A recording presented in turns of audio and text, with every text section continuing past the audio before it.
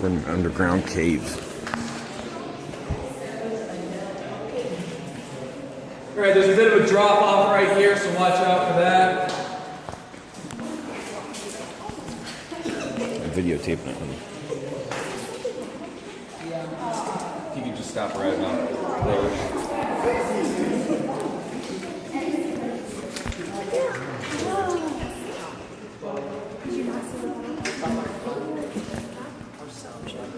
And the most beautiful thing down here. Alright, so here's where I get a bit scientific. So if you like science, that's good. And if you don't like science, get out of my cave. Okay. Alright, so this cave is believed to be around 15,000 years old because before that time there was a massive glacier over the area called the Wisconsin Glacier. It was about 2 miles thick. It's about 2 miles thick of ice. That's quite a bit of ice. So if this cave was open when the glacier was around, it would have been pushed flat under the weight of all the ice. Make sense? Alright. The glacier does also help tie into how the cave itself is formed. The layer of limestone above us and the layer of limestone right below us used to be sandwiched together. And under these was another thin layer of rock called anhydrite. Anhydrite is a very sponge-like rock, and when it gets wet, it can expand up to 7 times its original size. So when the glacier was melting away, some of that extra water made its way down to the anhydrite. It soaked it up and it expanded, pushing the 2 layers of limestone above it up. And as soon as the anhydrite expanded as far as it could, it became very weak and brittle, started to dissolve and wash away. And after it was all gone, there was nothing left to support the bottom layer of rock, so it collapsed, forming the cave. The top layer of the cave kept its shape because it has a slight arch to it, which supports its weight. And if you look back towards the entrance, you can just kind of make out that arch. And there is a lot of evidence down here that the layers used to be together. Like right here on the ground, there's a dome-like shape, with a jagged edge along this side. And on the ceiling, same dome-like shape, same jagged edge. So if you push the layers back together, they'd fit like a jigsaw puzzle. Pretty cool, right? It's just hope that doesn't happen when we're done. That makes sense. Look. I seen it. Any questions? No? All right. Again, there's that drop off right over there, so just watch out for that. It does get pretty slippery around here, so please be careful.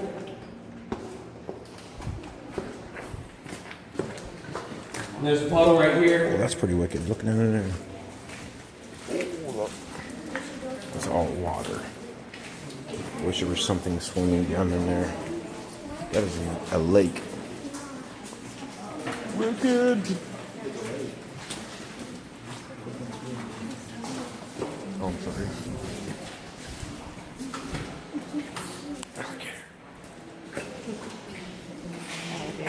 I seen it. Look at that water. That is freaking wicked. You can't see it on this side though. That is wicked. All right, so right over the railing here is our beautiful cave lake. Would anyone like to guess how deep it looks? 75. It looks 75 feet to you. About 1.5 to 2 foot right there. It's actually 5 to 8 feet deep in most areas, and can get all the way up to 10 feet deep.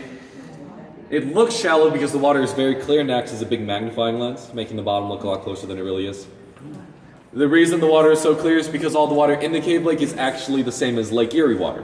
But there's no direct passage between both lakes, so the water has to make its way through the rock around the island to get here. And that filters out all the nasty stuff like dirt and bacteria, making the water very clear and clean. The cave lake also stays the same height as Lake Erie as well. If we get a big storm or wind pushes water towards this end of the lake and Lake Erie rises, a couple hours later, the water will seep through the rock and fill up the cave lake to the same level. Pretty cool. And you never have to worry about the entire cave lake being the entire cave being underwater, because if that happened, most of the island would also be underwater, and probably large sections of Ohio as well. So. Now, this cave lake also played a very important role during the War of 1812 to Commodore Oliver Hazard Perry. It's kind of why the cave is called Perry's Cave, so if you were wondering about that up until now, well, here you go. It's a bit of a history lesson. During the war, Commodore Perry was stationed out in the bay with all of his ships waiting for the British, and as they were waiting, they ran out of fresh drinking water. But instead of heading back to port to resupply, which would also leave Lake Erie completely open to British control, they decided to drink directly from Lake Erie, which was a bad idea, because Lake Erie is full of algae, bacteria, dead fish, not a lot of stuff you want to drink. So most of his men got sick. He can't really fight a battle with a bunch of sick men, right? So Commodore Perry sent some of his healthy men out onto the islands to try to find a clean source of water, and they came across Native Americans who knew about the cave. They showed them down here and to the cave lake where they filled barrels up with water, took them back to his men, and they got better because all they needed was some fresh water. Later on in 1813, Commodore Perry won the Battle of Lake Erie, and it is said without this lake, Commodore Perry would have most likely lost that battle, and without that battle, it is very possible the United States may have lost the war, which means right now we'd be part of Canada. Hey? Yeah. Now, unfortunately, the water is no longer safe to drink because, again, that original owner in 1870 had another fantastic idea to advertise the cave lake as the Cave Wishing Well. Smart guy. So when people came down here, they'd toss coins in, and at the end of each season, he'd send his employees down to collect them up just to make a little extra money. But the water is 50 degrees, just like the rest of the cave. Anyone been dripped on? Mm-hmm. Pretty cold, right? So I'm sure you can understand why they wouldn't be very enthusiastic to find all those pennies. They left those, and over the years, the copper on the pennies got into the water, leaving that greenish tint. Way over there in that corner is the ye old water barrel. We used to fill that with water from the cave lake and let people drink from it, but the EPA found out. They came down here, tested the water, found all the copper in it, and told us that we were no longer allowed to poison our customers. So, lucky you guys. Any questions so far? Favorite color? Favorite snack? No? Alright. This next room that we're going to go down into is kind of small, so if you're claustrophobic or just not comfortable in small areas, we're already in a cave. But you can stay out here by the cave lake because we do go back out the same way we went in. And before we start heading down in there, I'd like to point out this rock right here. It's a very nice rock. It actually is. It's called Headache Rock. It's pretty cool. Don't hit your head on Headache Rock. I warned you about hitting your head on Headache Rock. If you do hit your head, I might laugh. And I guarantee the rest of the tour group will too. So, don't be that guy. Alright, let's head on down in there. Watch out for Headache Rock. Use the handrail. There's a bit of a low ceiling right here as well on the way in, so again, don't hit your heads. Oh shit, we definitely going under.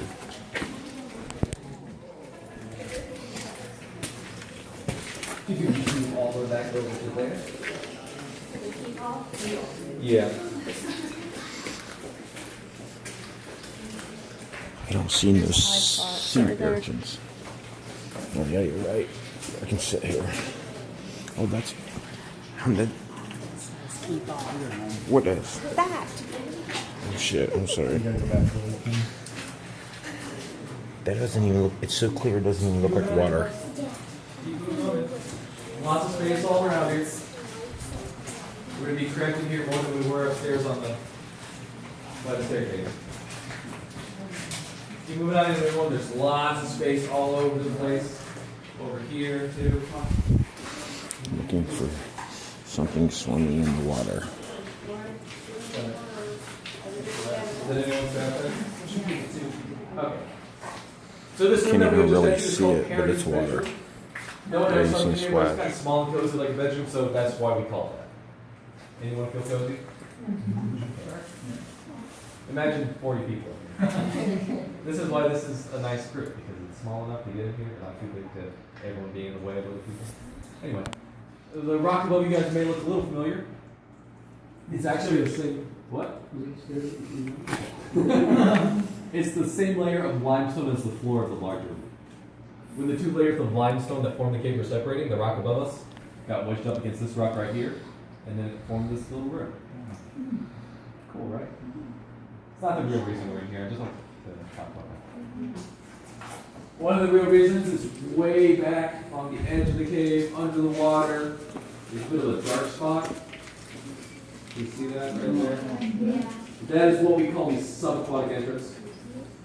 It's not actually an entrance to anything. It's just a tunnel that goes down 40 feet and then another 100 feet off to the left. We know this because in 1993, 2 divers went down there to try to find a direct passage between both the lakes. And they never found it because it just got very narrow and eventually dead ended. But 40 feet down, they did find stalactites and stalagmites. It's kind of hard for those to form underwater though because they need water to drip. This isn't SpongeBob, doesn't work out that well. So that means at one point the cave lake must have been about 40 feet lower to allow those to form. And like I said earlier, the cave lake and Lake Erie go up and down with each other, so that means Lake Erie was also 40 feet lower. So that means back then there wouldn't have been islands, just hills, and you could probably walk to Canada. Hey. And right there's a big long metal pipe that leads out of the corner over there. You may have seen it along the edge of the cave in the main room. That pipe led all the way to what once was Hotel Victory. Hotel Victory was built on the island in the 1890s. It was the largest hotel of its time, about 900 rooms or so. It was one of the first buildings on the island to have indoor plumbing and electricity, and it also had the very first co-ed swimming pool, which was a pretty big deal. That pipe would pump water out of our cave lake and into their Myrtle spa, and then they tell you if you sat in the spa long enough, it would heal you of anything. Which was a lie, of course. It was pretty much just a bunch of sick people sitting in a hot tub together spreading their diseases. The only upside is that the water is full of minerals and it'll make your skin look amazing, and while you're dying of some unknown disease, you won't look like it. It's a bit of a bonus, I guess. Unfortunately, Hotel Victory burnt out in 1919 due to mysterious causes. Mysterious. Probably an electrical fire. But it is said the flames were so large you could see them all the way to Detroit, Michigan at night. And there's still some of the foundation and the swimming pool of the hotel in our state park today, so you can check that out if you feel the urge to. Any questions? It's pretty cool. Alright, we're going to head on back out, same way we went in. Please watch out for Headache Rock, does not move. Waiting for you.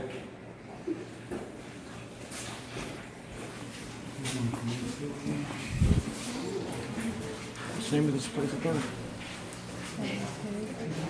This is the tour of Perry's Cave in Put-in Bay, Ohio.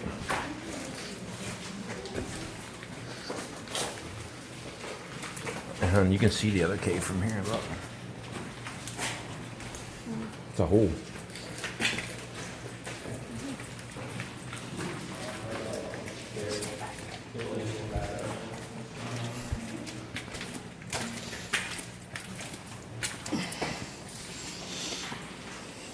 That's Headache Rock. Watch out.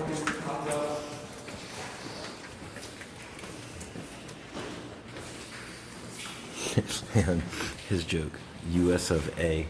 A. Is that everyone out there? Yep. Did you push anyone with the cave like echo? No. Thought I heard a splash. Alright, so back before we had electricity to light the cave, before we had these horrible, ugly imitations of stalactites. I can't believe that's that deep. That looks like it's a foot and a half. There's another one back there. And over by the water barrel along the wall. Throughout the entire cave, you can see more. Problem with those is that they give off a lot of smoke. And since we're in a cave, there's nowhere to go. That so looks like a foot and a half, 2 foot tops right there. Doesn't it? And there's a lot right there too. Usually around all these rusty hooks.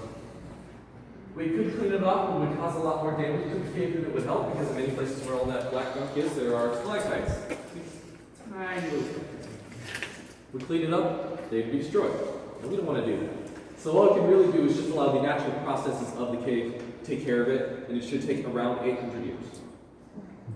No big deal, right? Come back just to see that and get the cave.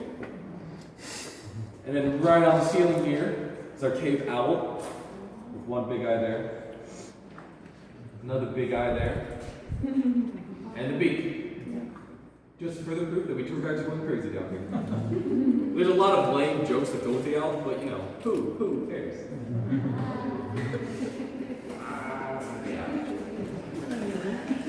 He's on a roll today, people. Look out. Are there any questions at all before we head up out of the cave? Eddie? Who owns it now? The cave. Put-in Bay Island. They don't come here. It's not the people who tore it up, right? Exactly. Alright, so on the way back out, please watch out for slippery spots, potholes, the low ceiling. Some people who don't come Be here. very careful on stairs. Now we all had a wonderful cave tour.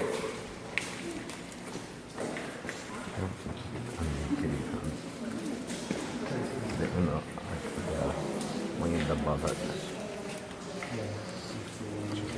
Access to the cave. Unless they have the mineral rights, so I think you can't do it. I need you to do all the stuff underneath.